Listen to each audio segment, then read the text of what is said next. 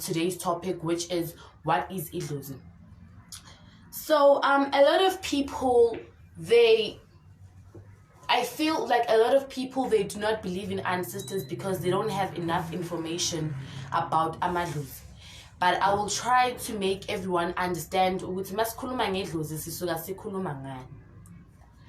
So idlozi, it can be defined as umuntu ongasekho, simbiza ngokuthi idlozi. And specifically idlozi that is spiritual, umuntu ongasekho bekumele ukuthi kube umuntu owathwasa. We have amadlozi awasemakithi asigadayo at all times. Idlozi lasekini, lo muntu wayengathwasanga njengoma wakho, umama wakho idlozi lakho, mekasekashonile idlozi lakho akusho ukuthi kumele umthwase, idlozi elihle. And then we have amadlozi aneyikhwama.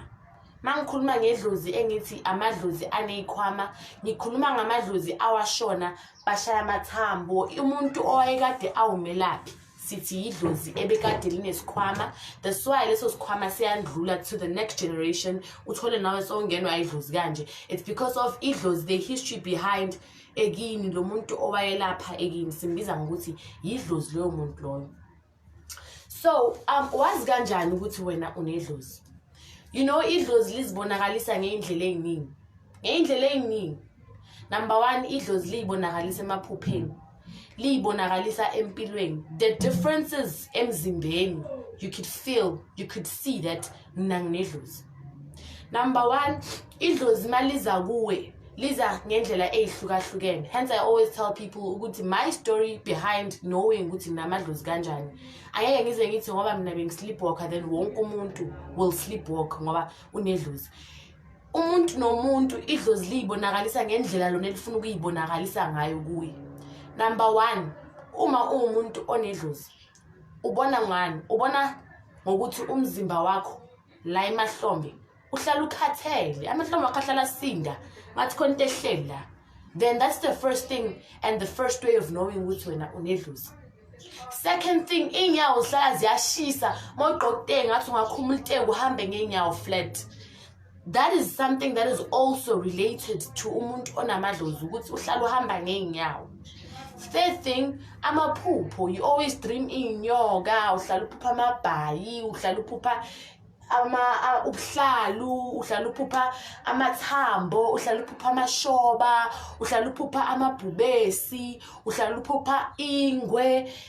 Idlozi liyakubonisa ukuthi ngikhona ngila.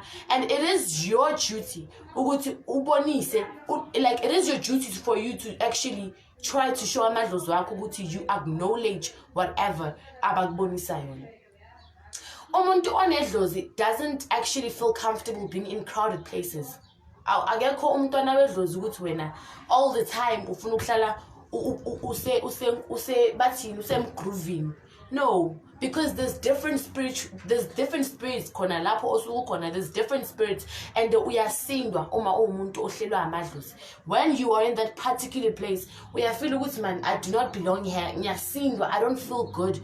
So umuntu onedlozi doesn't actually go to crowded places a lot. But amadlozi ngoba yahluka ke, but abanye they don't like being in crowded places.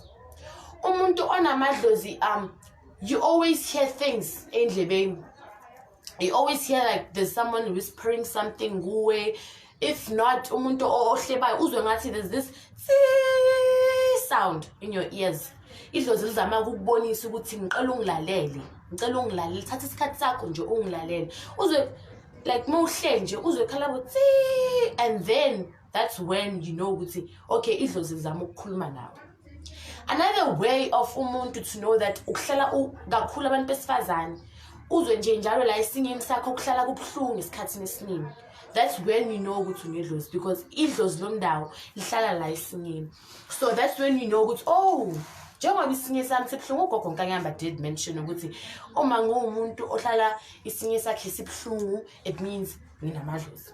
But not all of these things engizishoyo guys, ayizonke lezi zinto engizishoyo mazenzeka naturally, so then you just wena say oh ngidlozi. That's why I always tell people ukuthi consult,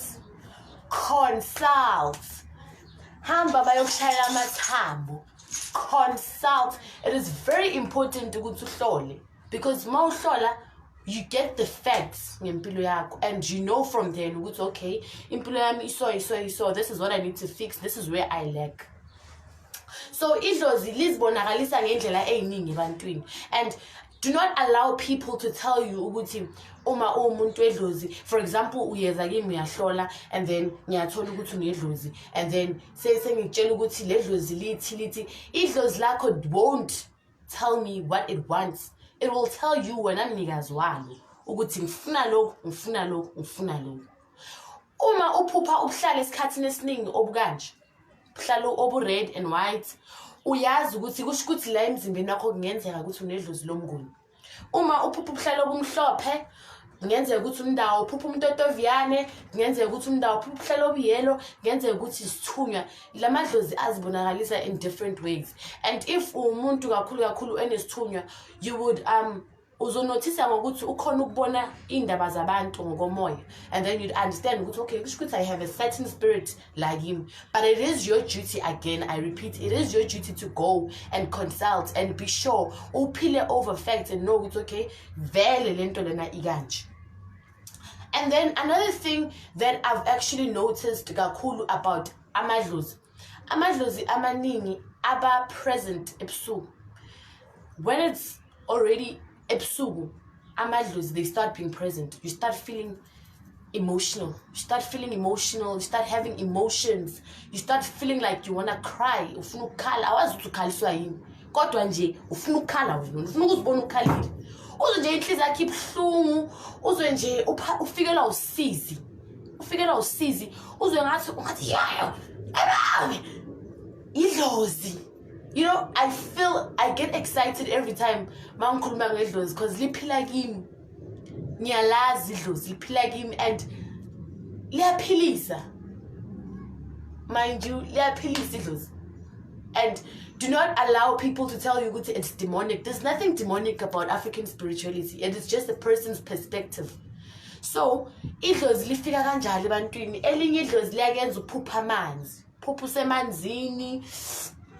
Ugeze emanzini, but amanzi are related to idlozi, amanzi akhanyayo. If uqala ukupha amanzi amnyama, then you should be concerned because it could literally be something bad. Ngaba yimithi, abantu abakushaya ngemithi, or amanzi angekho clear, and it's just not it.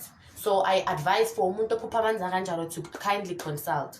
But uma umuntu edlozi uphupha amanzi aclean, uphupha impophoma, uphupha ngathi waterfall, uphupha nje amanzi, ukuphila kwethu sikuthola emanzini. So that's when you know ukuthi oh okay, nginedlozi. And once unedlozi londawo, yilo eliphuphisa amanzi more often, phupha amanzi more often. And mawuphupha namabhayi amhlophe, usuka uvakashelwe umndawo lo okhona emzimbeni wakho. That's when you know oh kahle mina ngumuntu onomndawo. And then kuba nesikhathi la uhleli wedwa uzwe unukelwa utshwala kakhulu, futhi thina maso uthwasile ke iyayenzeka even before uthwasa, uzwe mawuhleli unukelwa utshwala, uzunukelwa ugwayi, uzunukelwa insango, uzunukelwa impepho.